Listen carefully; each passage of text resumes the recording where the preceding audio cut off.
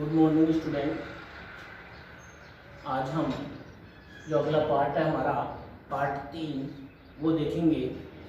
उससे पहले मैं आप लोगों से एक रिक्वेस्ट करता हूँ कि जो भी पहले स्टूडेंट ये देख रहे हैं वो हमारा जो चैनल है उसको सब्सक्राइब करें और लाइक करें और अपने दूसरे फ्रेंड्स को भी जो 12वीं क्लास में पढ़ रहे हैं या अन्य कंपटीशन की तैयारी कर रहे हैं उन्हें भी ये शेयर करें और बताइए, क्योंकि हम इसमें कड़ी मेहनत करके आपके लिए ये बना रहे हैं कि जो ये महामारी है उससे आप लड़ रहे हैं, तो हम भी आपके लिए ये जो मेहनत करके ये बना रहे हैं तो आप इसको ज़्यादा से ज़्यादा सब्सक्राइब करवाइए, जिससे आपको लाइव क्लासें जल्दी ही दिखाई जा सकें और अन्य विषय की क्लासें भी दिखाई जा सकें।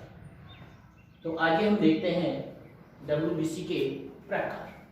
तो WBC जो है वो 2 प्रकार की होती हैं।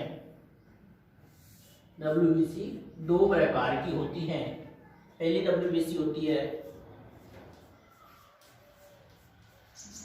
कणिकामय, नंबर 1 पर आती है कणिकामय, और दूसरी आती है कणिकामय। कणिकामय कणिकामय को बोलते हैं ग्रेनुलोसाइट।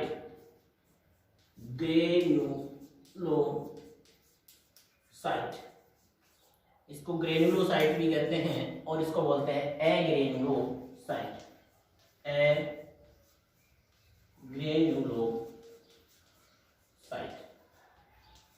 ग्रेनुलोसाइट व एग्रेनुलोसाइट इनको कहते हैं। अब उसके बाद में हम देखते हैं कि जो ग्रेनुलोसाइट्स हैं, इसे जो ग्रेनुलोसाइट हैं उनको कणिका में है। इसका मतलब क्या है इसमें कि इनका जो कोशिका द्रव्य है, कोशिका द्रव्य में क्या पाई जाती हैं? कणिकाएं पाई जाती हैं। इनके कोशिका द्रव्य में क्या पाई जाती हैं? कणिकाएं पाई जाती हैं। उसके बाद में क्या बताया गया है कि इनका जो केंद्रक है वो बहुरूपी होता है। इनका केंद्रक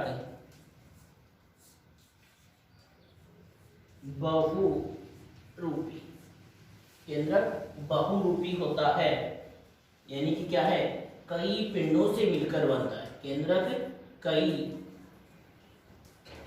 पिंडों से मिलकर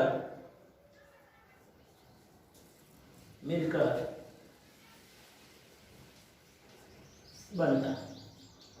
कई पिंडों से मिलकर बनता है। उसके बाद में हम देखें इनका केंद्रक कई पिंडों से मिलकर बना है, इनका केंद्रक बहुरूपी होता है और फिर ये 3 प्रकार की होती हैं। ये 3 प्रकार की होती। 3 प्रकार कौन कौन से हैं? नंबर 1 न्यूट्रोफिल, 2 नंबर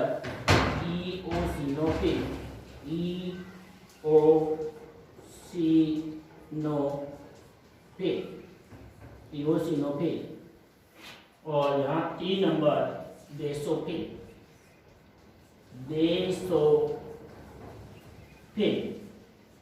ये 3 प्रकार की होती हैं। उसके बाद में हम मतलब कणिका में जो श्वेताणु हैं या कणिका में जो WBC 3 प्रकार की होती हैं, न्यूट्रोफिल, इओसिनोफिल और बेसोफिल। अब उसके बाद में हम देखते हैं कणिका में या एग्रेनुलोसाइट। क्या पहली लाइन होगी कि इनके कोशिका द्रव्य में कणिकाएं नहीं पाई जाती हैं। तो शॉर्ट में लिख रहा हूं क्या, कणिकाएं नहीं पाई जाती हैं। कहां पर? कोशिका द्रव्य में। तो आप ये से लिखेंगे कोशिका द्रव्य में कणिकाएं नहीं पाई जाती हैं। फिर इनमें जो इनका ये केंद्रक होता है वो कैसा होता है, एक रूपी या एक केंद्रक की श्वेताणु कहते हैं। क्या कहते हैं इन्हें, एक केंद्रक की श्वेताणु। इन्हें एक केंद्र की श्वेताणु, इन्हें एक केंद्र की श्वेताणु कहते हैं, इन्हें एक केंद्र की श्वेताणु कहते हैं। आगे लगाने में ये दो प्रकार की होती हैं, ये दो प्रकार के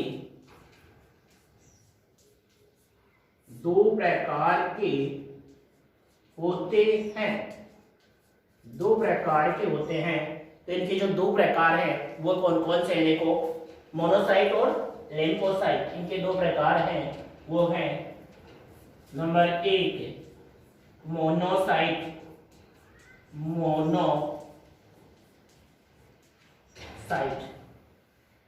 और दूसरा जो प्रकार है वो है लिम्फोसाइट।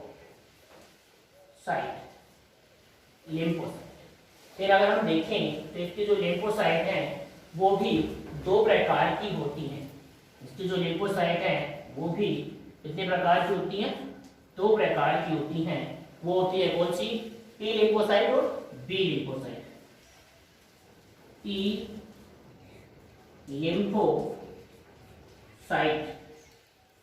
लिम्फोसाइट और दूसरी है बी लिम्फोसाइट। टी लिम्फोसाइट और बी लिम्फोसाइट, ये दो प्रकार की होती हैं। फिर अगर हम देखें टी लिम्फोसाइट के बारे में, तो ये जो टी लिम्फोसाइट हैं वो भी कितने प्रकार की होती हैं, दो प्रकार की होती हैं। T4 और एक होती है T8। T4 और T8। T4 है उसको बोलते हैं क्या, सहायक। और जो T8 होती है इसे कहते हैं क्या, मारक। क्या कहते हैं इसको, मारक। तो ये हो गई हमारी सामान्य WBC के प्रकार के बारे में चर्चा। तो इसको उतार लें एक बार ऐसे घेर से, फिर हम देखते हैं इसके बाद में हम इनके विशेष जो विस्तार से इनका हम अध्ययन करते हैं। तो इसको उतारें जल्दी से। सबसे पहले हमने देखी कणिका में, आप उतार के नहीं, बता रहा हूँ एक बार आपको। कणिका में हमने श्वेताणु देखी, ग्रेनुलोसाइट कहते हैं। इनके कोशिका द्रव्य में कणिकाएं पाई जाती हैं। इनका केंद्र बहुरूपी होता है, अर्थात कई पिंडों से मिलकर बनता है। ये तीन प्रकार की होती हैं, न्यूट्रोफिल, इओसिनोफिल, बेसोफिल। फिर उसके बाद में हम देखें अकणिका में एग्रेनुलोसाइट्स, इनमें इनके कोशिका द्रव्य में कणिकाएं नहीं पाई जाती हैं। इन्हें एक केंद्र की श्वेताणु कहते हैं। ये दो प्रकार के होते हैं, कौन कौन से, मोनोसाइट और लिम्फोसाइट। फिर देखते हैं लिम्फोसाइट भी दो प्रकार के हैं, टी लिम्फोसाइट और बी लिम्फोसाइट। फिर हम देखते हैं कि टी लिम्फोसाइट भी दो प्रकार के हैं, T4 यानी सहायक और T8 यानी मारक। तो अब आगे हम देखते हैं इनके बारे में। सबसे पहले देखेंगे कणिका में भी सबसे पहले पढ़ेंगे हम न्यूट्रोफिल। तो देखो उतार लिया, तो हम आगे देखते हैं। अब कणिका में श्वेताणु देखेंगे, कणिका में श्वेताणु पढ़ते हैं। तो पहले डालेंगे कणिका में श्वेताणु,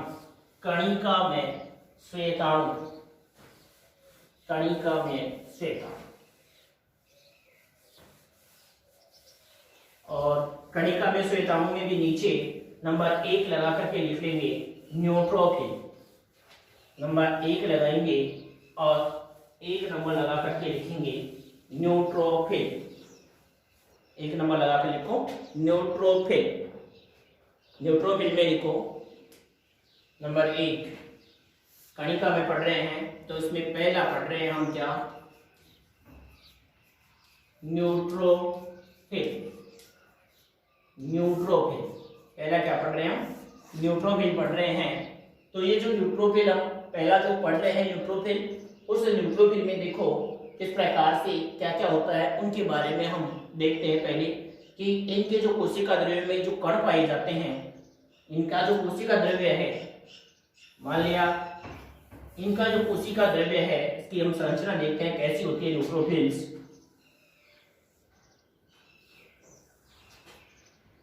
इसका जो केंद्रक है वो 2 से 7 पिंडों का बना होता है। इनका जो केंद्रक होता है उसे केंद्रक में कितने पिंड होते हैं? 2 से 7 पिंड होते हैं। केंद्रक में 2 से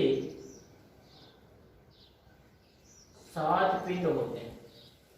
ये इनका केंद्रक है ऐसा, और इसमें कितने बताए गए हैं? 2 से 7 पिंड बताए गए। ये केंद्रक है, केंद्रक में कितने हैं? 2 से 7 पिंड होते हैं। फिर इसका जो कोशिका द्रव्य है जिसमें ये कण पाए जा रहे हैं, कणिका में है ना, तो कण होंगे इनके कोशिका द्रव्य में। तो इनके कोशिका द्रव्य में जो कण हैं,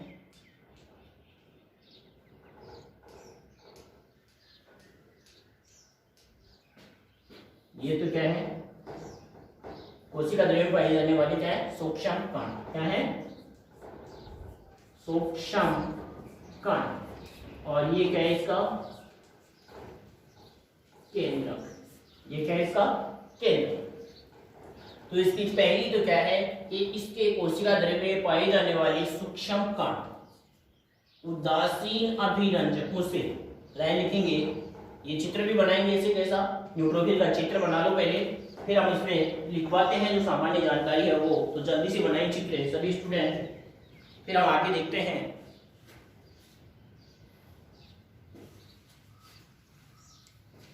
इसे देखते हुए पहली जो लाइन है वो हम लिखते हैं क्या कि कोशिका द्रव्य में, इसके कोशिका द्रव्य में लिखेंगे, आप लिख लो, इसके कोशिका द्रव्य में पाई जाने वाली सूक्ष्म कण उदासीन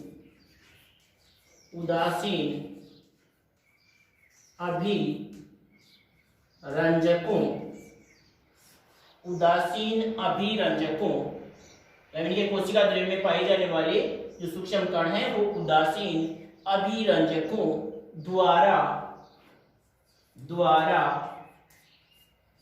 बैंगनी रंग के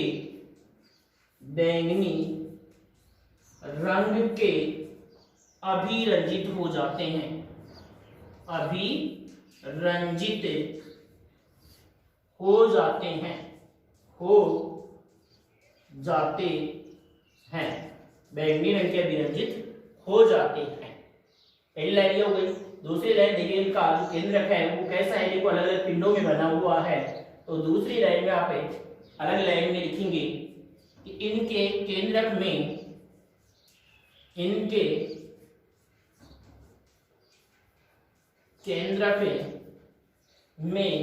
क्या होते हैं?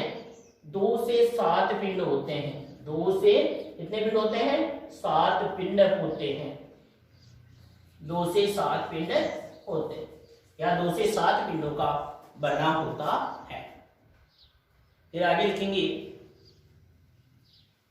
ये कि कुल श्वेताणुओं का 75% होती है। ये कुल श्वेताणु का 75 नहीं 65, ये कुल श्वेताणुओं का 65% होती है। ये कुल श्वेताणुओं का 65% होती है। फिर आगे लिखेंगे ये शरीर में सर्वाधिक संख्या में पाई जाती है। ये शरीर में सर्वाधिक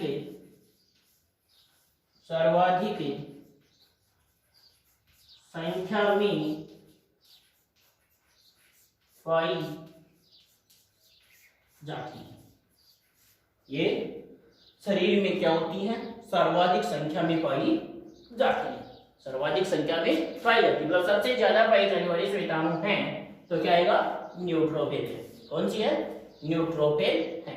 तो ये सर्वाधिक संख्या में पाई जाती हैं। फिर आगे देखेंगे इनका प्रमुख कार्य जो है वो भक्षण करने का है। मतलब इनका प्रमुख कार्य है भक्षण करना।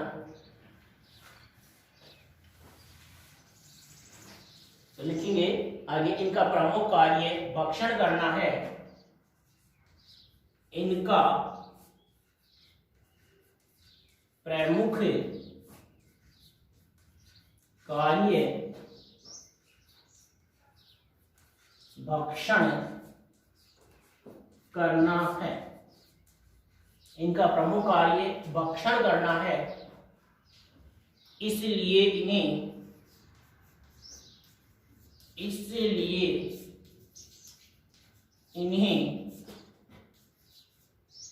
वृहद भक्षकाणु भी कहते हैं। इसलिए इन्हें वृहद भक्षकाणु भी कहते हैं।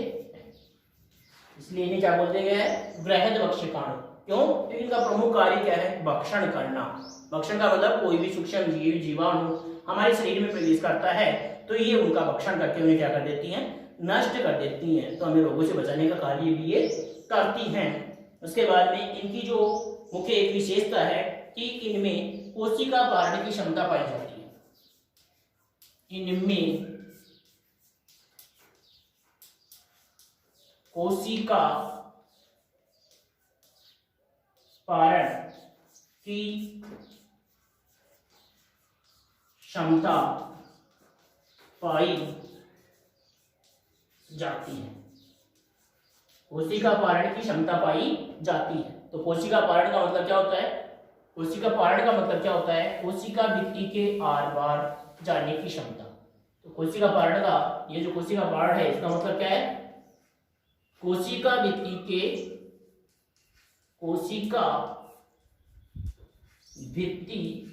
के आर पार जाना।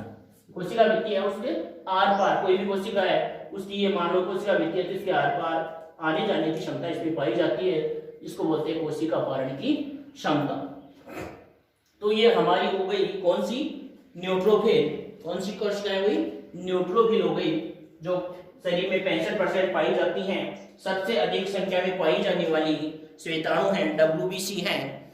और इसके बाद में हम आगे देखते हैं WBC की प्रकार जो देख रहे थे हम कणिका में, उसमें न्यूट्रोफिल देख लिया। उसके बाद में इओसिनोफिल दूसरा डालेंगे।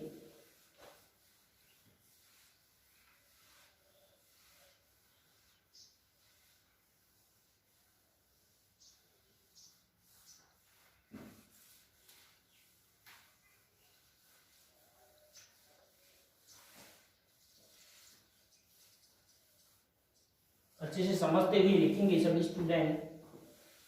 फिर भी अगर किसी को कोई समस्या है या कहीं कुछ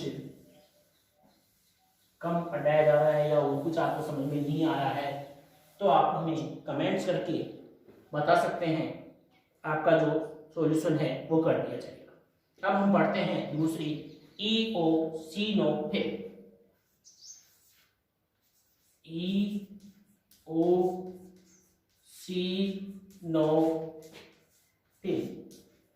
इओसिनोफिल क्या पढ़ते हैं हम? इओसिनोफिल। इओसिनोफिल जो है वो जो है उसमें पहले हम उसकी तरह क्या कर लेते हैं? इसका चित्र बना लेते हैं। पहले आप सभी इसका चित्र बनाएंगे इओसिनोफिल का। इओसिनोफिल जो है उसका जो केंद्रक होता है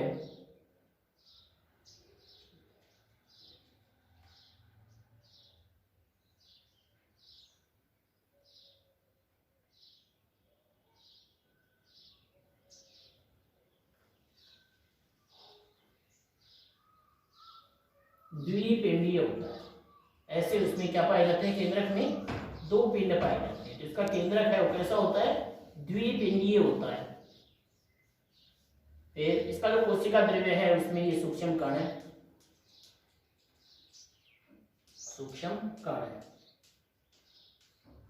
कोशिका द्रव्य में सूक्ष्म कण पाए जा रहे हैं।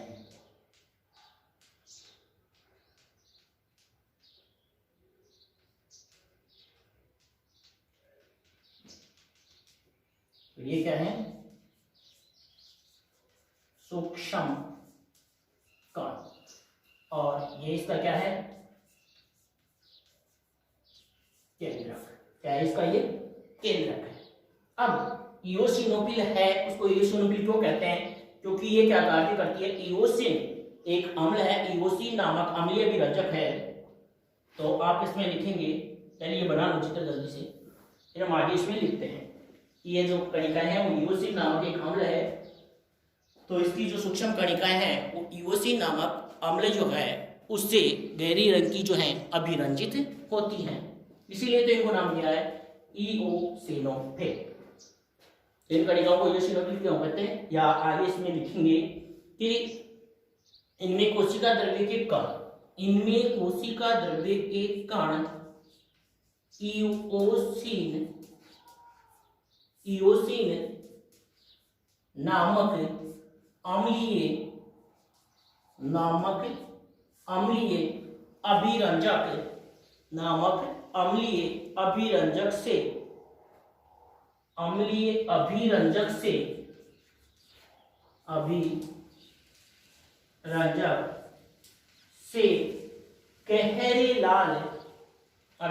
से गहरे लाल या गुलाबी अभिरंजित होते हैं। गहरे लाल या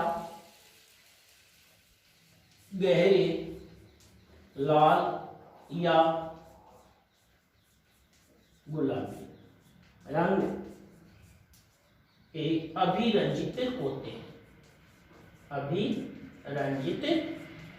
हैं। गहरे लाल या गुलाबी रंग के अभिरंजित होते हैं। उसके बाद में हम देखते हैं गहरे लाल या गुलाबी रंग के अभिरंजित होते हैं। उसके बाद में अगला देखते हैं कि इनका जो केंद्रक है वो द्विपिंडीय होता है। इनका केंद्रक द्विपिंडीय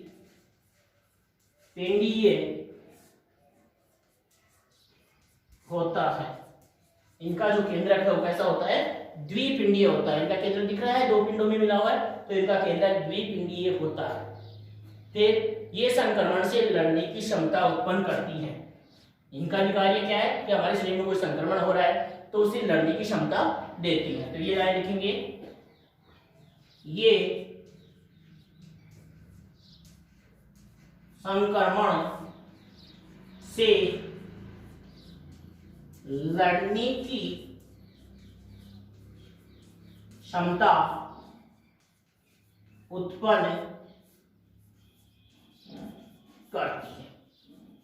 ये संक्रमण से लड़ने की क्षमता उत्पन्न करती हैं। फिर परजीवी के संक्रमण के साथ इओसिनोफिल की संख्या बढ़ जाती है।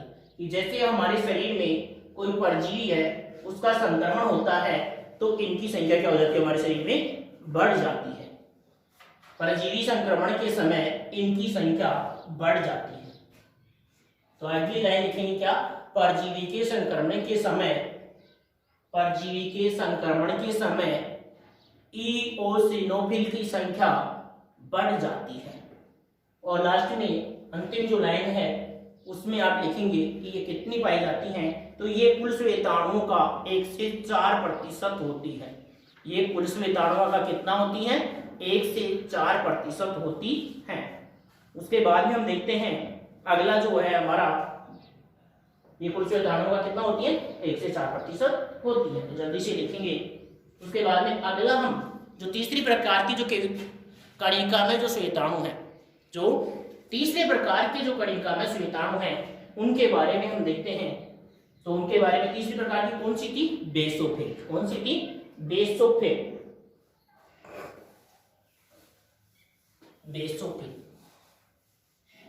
देखते हैं हम अब बेसोफिल। नंबर 3 डाल करके लिख लो बेसोफिल।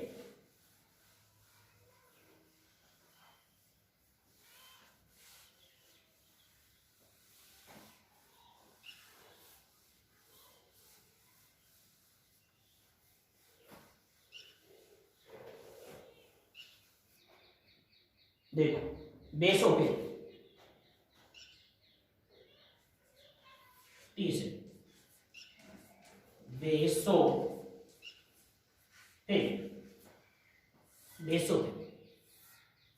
देखो बेसोफिल जो हैं उनके बारे में हम देखते हैं। तो ये शरीर में कितनी होती हैं, इनकी संख्या देखते हैं हम पहले। 0.1 से 1%, 0.1 से कितनी होती है, 1% होती है। ये 0.1 से क्या होती है, 1% होते हैं। तो संख्या में सबसे कम मात्रा में पाई जाने वाली सुविधाओं है बेसोफिल।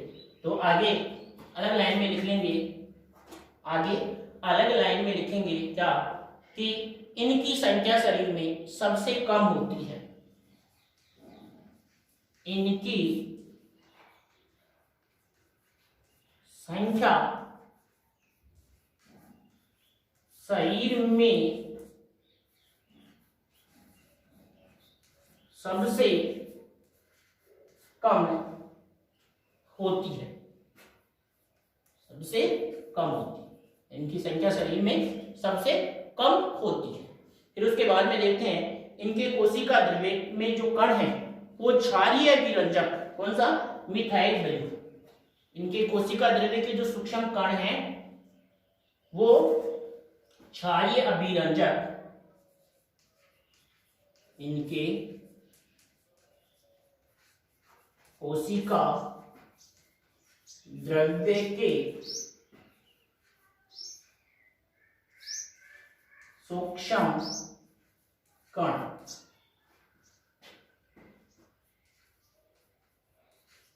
क्षारीय अभिरंजक, क्षारीय अभिरंजक मिथाइल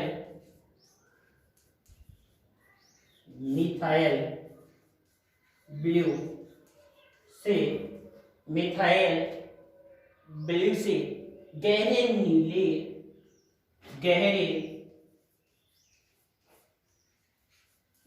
नीले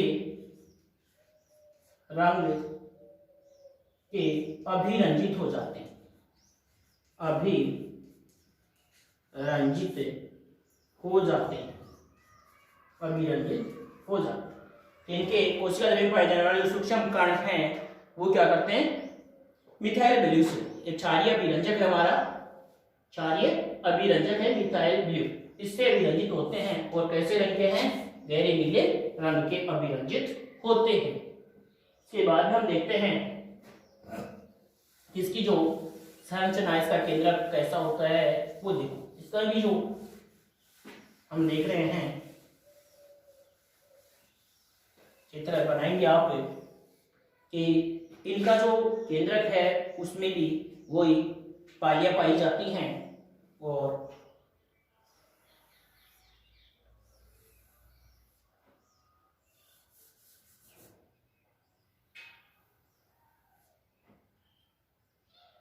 वही इसमें भी ऐसे पालियां बनी हुई हैं।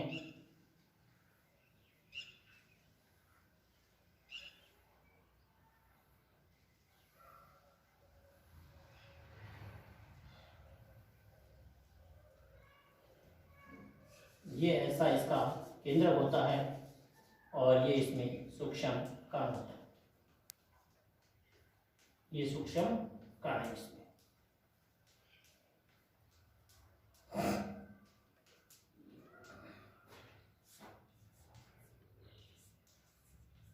सूक्ष्म कण, और ये इसका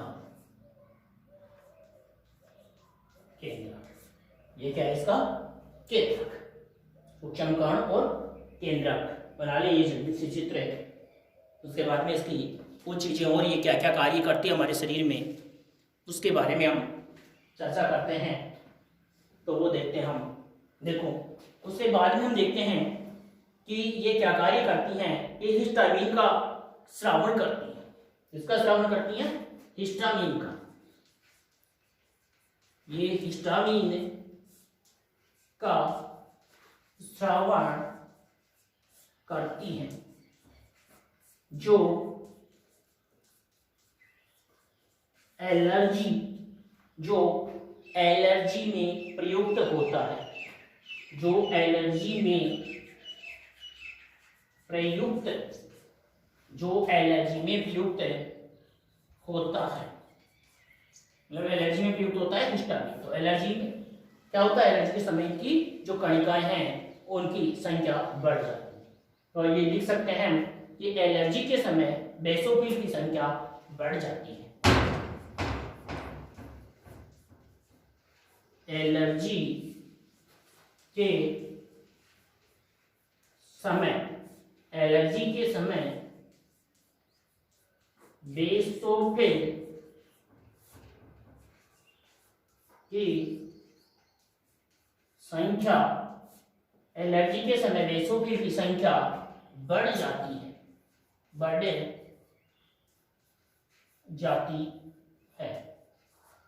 मतलब बेसोफिल है उनकी संख्या एलर्जी के समय क्या हो जाती है, बढ़ जाती है। फिर उसके बाद हम देखते हैं कि एलर्जी के समय देखो रक्त में तो बेसोफिल बढ़ जाती हैं और ऊतकों में मास्ट कोशिकाएं। तो ये लिख लिया। तो इसके बाद में एक चीज और बता रहा हूँ कि एलर्जी होती है तो एलर्जी के समय क्या होता है वो देखो।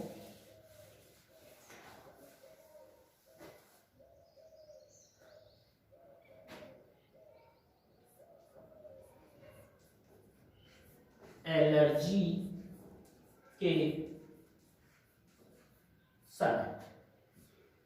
के समय देखना रक्त में तो क्या बढ़ेगी, बेसोफिल की संख्या बढ़ जाती है। बेसोफिल की संख्या बढ़ जाती है। लेकिन अगर एलर्जी के समय हम ऊतकों में देखें तो ऊतकों में मास्ट कोशिकाएं बढ़ जाती हैं। ऊतकों में, इसमें ऊतकों में एलर्जी के समय ऊतकों में किनकी संख्या बढ़ती है, मास्ट कोशिकाओं की संख्या बढ़ जाती है। मास्ट कोशिकाओं की संख्या बढ़ जाती है। ऊतकों में तो बढ़ती है मास्ट कोशिकाएं और रक्त में बढ़ती है कौन सी, बेसोफिल कोशिकाएं। तो हमारे शरीर में सबसे कम मात्रा में पाई जाने वाले श्वेताणु है। हमारे शरीर में सबसे कम मात्रा में पाई जाने वाली WBC है तो आंसर होगा बेसोफिल, और सबसे अधिक संख्या में पाई जाने वाली WBC है तो आंसर होगा न्यूट्रोफिल। कौन सा होगा, न्यूट्रोफिल। तो ये दोनों ध्यान रखना है, सबसे कम और सबसे ज्यादा। सामान्य जनरल साइंस के प्रश्नों में ऐसा प्रश्न पूछ लिया जाता है कि सबसे अधिक संख्या में पाई जाने वाली श्वेताणु कौन सी हैं, तो आएगा न्यूट्रोफिल, और सबसे कम मात्रा में पाई जाने वाली श्वेताणु कौन सी हैं, तो उसका आंसर जो हमारा होगा वो आंसर होगा कौन सा, बेसोफिल। तो ये देखा हमने जो आज इसके WBC के जो प्रकार थे उन प्रकारों के बारे में हमने अध्ययन किया, और उन प्रकारों में हमने उसके सबसे पहले दो प्रकार लिखी, कणिका में और अकणिका में श्वेताणु। कणिका में श्वेताणु और अकणिका में श्वेताणु का हमने अध्ययन किया। उसके बाद में हमने जो कणिका में श्वेताणु है वो तीन प्रकार के होते हैं, न्यूट्रोफिल, इओसिनोफिल और बेसोफिल। उनके बारे में हमने अध्ययन किया। सबसे पहले देखा न्यूट्रोफिल जो कुल श्वेताणुओं का 65% पाई जाती है और सबसे अधिक पाई जाने वाली श्वेताणु होती है। फिर ये देखा कि इनकी जो कोशिका द्रव्य में पाई जाने वाली सूक्ष्म कण हैं वो उदासीन अभिरंजकों से क्या होते हैं, अभिरंजित होते हैं। फिर इसके बाद हमने देखा कि उनका जो केंद्रक था उनमें 2 से 7 पिंड पाए जाते हैं, ये देखा हमने। फिर उसके बाद में हमने ये देखा कि ये जो कणिकाएं हैं वो क्या कार्य कर रही थी, कि इसमें जो हम देख रहे थे तो ये जो है वो हमें भक्षण का कार्य करती हैं, इसलिए इन्हें जो न्यूट्रोफिल थी उनको महाभक्षकाणु भी कहा जाता है। क्या कहा जाता है उनको, महाभक्षकाणु भी कहा जाता है। फिर हमने मुख्य चीज ये देखी थी कि जो न्यूट्रोफिल है उनमें कोशिका पारण क्षमता पाई जाती है, कि ये कोशिका भित्ति के आर पार जा सकती है। उसके बाद में हमने जो दूसरी रक्त कणिकाएं थी, कणिका में जो दूसरी श्वेताणु थी वो थी इओसिनोफिल। कौन सी थी, इओसिनोफिल। तो ये क्या इओसिनोफिल क्यों कहते हैं, क्योंकि ये इओसिन नामक एक अम्लीय अभिरंजक है, उससे अभिरंजित होती है। फिर इनके कोशिका द्रव्य जो कण हैं वो इओसिन नामक अम्लीय अभिरंजक से यानी लाल या गुलाबी रंग के क्या हो जाते हैं, अभिरंजित होते हैं। फिर उसके बाद में देखा कि इनका जो केंद्रक था वो कैसा था, द्विपिंडीय केंद्रक था। कैसा केंद्रक था, द्विपिंडीय केंद्रक था। फिर हमने इसमें देखा कि ये परजीवी संक्रमण से हमें क्या देती हैं, सुरक्षा देती हैं, मतलब संक्रमण से लड़ने की क्षमता हमें उत्पन्न करती हैं, और परजीवी के संक्रमण के समय इनकी संख्या क्या हो जाती है, बढ़ जाती है। उसके बाद में हमने देखा जो तीसरे प्रकार की जो हमारी WBC है, कौन सी, बेसोफिल, कौन सी है, बेसोफिल, जो कितनी पाई जाती है, 0.1 से 1% पाई जाती है, और संख्या में सबसे कम पाई जाने वाली श्वेताणु है, संख्या में सबसे कम पाई जाने वाली श्वेताणु है। फिर इसके बाद में देखा इसके जो सूक्ष्म कण हैं वो किससे, मिथाइल ब्लू, एक क्षारीय विरंजक है मिथाइल ब्लू, जिससे गहरे नीले रंग की क्या हो जाती हैं, अभिरंजित हो जाती हैं। और फिर हमने ये देखा कि इनका जो ये संरचना है, फिर ये क्या करती हैं, एक हिस्टामिन पदार्थ का स्रावन करती हैं जो एलर्जी के समय उत्पन्न होता है। तो फिर हमने ये देखा कि एलर्जी के समय क्या हो जाती है, इनकी संख्या बढ़ जाती है। तो एलर्जी के समय रक्त में तो बेसोफिल की संख्या बढ़ती है और उत्तकों में मास्ट कोशिकाओं की संख्या बढ़ती है। तो आज जो हमने ये पढ़ा उसका हमने शॉर्ट में आपको रिवीजन भी बता दिया है, तो आप इसको अच्छी तरह से समझें। आगे का जो पार्ट है हमारा, उसमें हम पढ़ेंगे अकणिका में श्वेताणु और उनके प्रकारों के बारे में, और आगे का हम अध्ययन करेंगे। जय हिंद, जय भारत।